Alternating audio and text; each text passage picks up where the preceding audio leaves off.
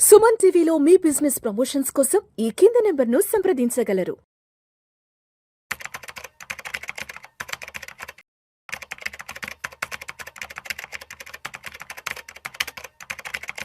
Sir Giribabu గారు నమస్తే sir. నమస్తే అండి. గిరిబాబు గారు, అమెరికాలో ఉన్నటువంటి భారతీయ ఎన్ఆర్ఐలు దాదాపు ఒక 40% మంది తిరిగి మళ్ళా భారతదేశానికి వచ్చేద్దాం అనుకుంటున్నారు అమెరికా నుంచి.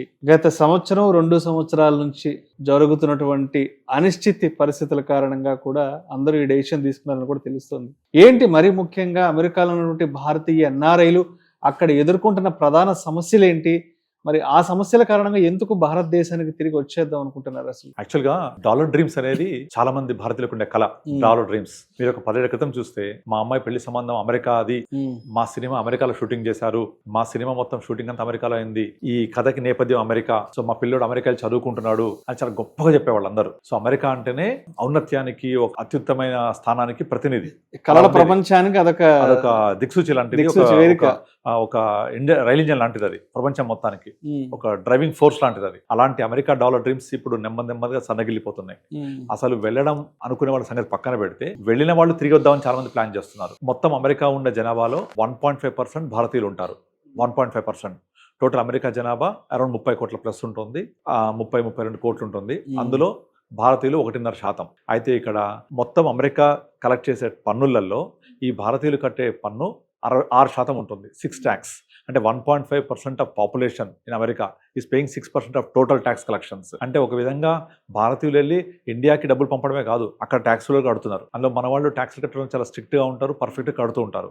అంటే 6% పన్నులు కలెక్ట్ అవుతున్నాయి అక్కడ. సో ఆ కలెక్ట్ అవుతుందంటే ఆ గవర్నమెంట్ కూడా బెనిఫిటే కదా. బట్ అయినా సరే పరిస్థితి ఏంటంటే, ఒక 5 ఏళ్ల క్రితం లాగా లేదు, ఇప్పుడు కంప్లీట్గా మారిపోయింది. ఇదంతా మారిపోయిందంతా ఎవరికి అంటే, ఎవరైతే 2010 తర్వాత వెళ్ళారో వాళ్ళదే మెయిన్గా ఇదంతా కూడా. 2010కి ముందు వెళ్ళిన వాళ్ళు అక్కడ సొసైటీలో మమ్మకం అయిపోయారు, వాళ్ళు అక్కడ సెటిల్ అయిపోయారు, వాళ్ళు ఇప్పుడు రమ్మన్నా మోస్ట్లీ రారు. కానీ 2010 తర్వాత వెళ్ళిన వారు అవుతున్నారో, ముఖ్యంగా ఈ డల్లాస్ తర్వాత, అందుకే డల్లాస్ అంతా చూస్తే ఇండియా లాగే ఉంటుంది, అది టెక్సాస్. అందుకే డల్లాస్ సందర్భంలో డల్లాస్పురం అని పిలుస్తూ ఉంటారు.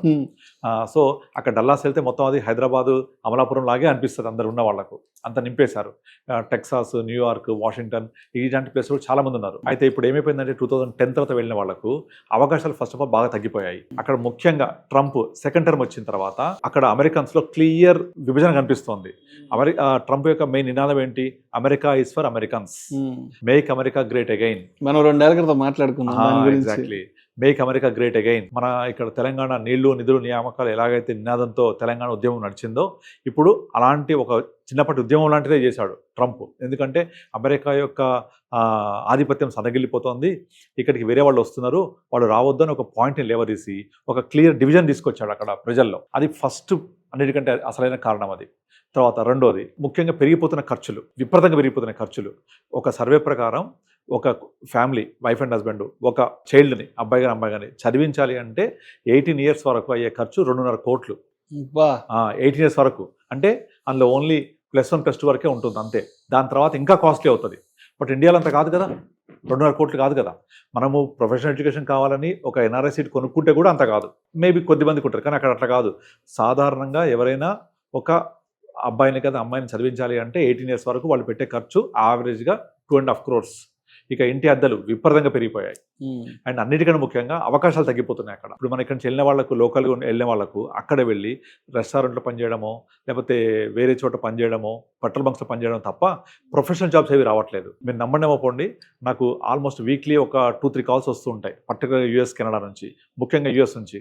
వాళ్ళందరూ వచ్చి స్టీరియోటైపిక్ లాగా అందరూ ఒకటే రిక్వైర్మెంట్ అడుగుతుంటారు. సార్, నా వయసు ఇప్పుడు 40 సంవత్సరాలు, యూఎస్లో ఉన్నాను, నేను ఒక 5 ఏళ్ల తర్వాత ఇండియాకి రావాలనుకుంటున్నాను, నాకు ఒక మంచి కార్పస్ క్రియేట్ చేయాలి, నాకు మంత్లీ ఇన్కమ్ ఒక 3-4 lakhs కావాలి, ఇక్కడ హైదరాబాద్లో ఉండడానికి ఇల్లు కావాలి, ఇక్కడ ఇల్లు కావాలి, నాకు మంత్లీ 2-3 lakhs ఇన్కమ్ కావాలి, దీనికి ఎలా ప్లానింగ్ చేసుకోవాలి, ఇంకా నేను మాక్సిమం ఒక 4-5 years నుంచి ఉండలేను ఇక్కడ, ఆ 4-5 years కూడా ఉండనో తెలియదు, నాకు ఇదంతా ప్లానింగ్ అనేది ఇప్పుడు స్టార్ట్ చేస్తే చేయగలనా లేదా, ఎంత కాంట్రిబ్యూట్ చేయాలి, ఇదే అడుగుతుంటారు. అసలు 100% అసలు ఒక్కళ్ళు కూడా డిఫరెంట్గా మాట్లాడరు. అందరు కూడా US నుంచి కాల్ వచ్చింది అంటే వాళ్ళు మాట్లాడేది, నేను 5 years తర్వాత ఇండియాకి వచ్చేస్తాను, లేదా 6 years తర్వాత, లేదా మీరు తొందరగా మాకు కార్పస్ క్రియేట్ చేస్తే ఇంకా తొందరగా కూడా వస్తాం మేము. సో ఇక్కడ నుంచి పోవడం పక్కన పెట్టి అక్కడ నుంచి రావడానికి ఇష్టపడుతుండ్రు. అండ్ బోల్డ్ మంది 2023-24 తర్వాత ఇండియాలో ఇక్కడ ఒక ఇల్లు తీసుకొని ఉండడానికి ప్లాన్ చేసుకొని ఒక ప్యాసివ్ ఇన్కమ్ పెట్టుకొని అక్కడంతా వైండప్ చేసే వాళ్ళు బోల్డ్ మంది లైన్ కడుతున్నారు. మీరు ఎవరైనా సరే యూఎస్లో ఉన్న వాళ్ళని అడిగితే అందరు ఇదే ఆన్సర్ చెప్తారు. సర్ప్రైజింగ్లీ లాస్ట్ 2 years మొత్తం మారిపోయింది సినారియో అంతా. అండ్ ఇంకొక ఇంపార్టెంట్ థింగ్ ఏంటంటే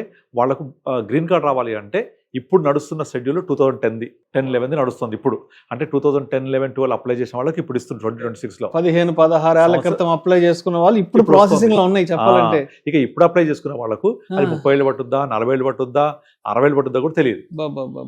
అంత డిలే. అంటే ఈ గ్రీన్ కార్డ్ ఒక శిక్షలాగా అయిపోయింది వాళ్ళకు, జీవితకాల శిక్ష. ఎప్పుడు వస్తుందో తెలియదు, వస్తుందో తెలియదు. గ్రీన్ కార్డ్ వస్తే తప్ప అక్కడ మీరు శాశ్వతంగా ఉండడానికి అవకాశం లేదు. మరి ఆ గ్రీన్ కార్డ్ లేకుండా, శాశ్వత చిరునామా లేకుండా ఎంతకాలం ఈ తుమ్ముతో ఊడిపోయి ముక్కులాగా బతకాలి అక్కడ? కనుక మా భారతదేశం గ్రో అవుతోంది, ఇండియా ఇస్ గ్రోయింగ్. ఇప్పుడు వీళ్ళు రావడానికి ఇంకొక మెయిన్ రీజన్ ఏంటంటే ఇండియా ఇస్ గ్రోయింగ్. ఇక్కడ అవకాశాలు పెరుగుతున్నాయి. ఇండియా ఒక్కప్పుడులా కాదు, ఇట్స్ ఎమర్జింగ్ ఎకానమీ. ప్రపంచంలో ఉన్న అన్ని దేశాలకు ధీటుగా మనం నిలబడుతున్నాం. అండ్ ఒక సర్వే ప్రకారం 2050 వరకల్లా China is going to beat America. So China, USA, India ఈ 3 ఉంటున్నాయి. అంటే ఇండియా కూడా అమెరికా సరసం నిలబడబోతోంది ఎప్పుడు 2050 వరకల్లా.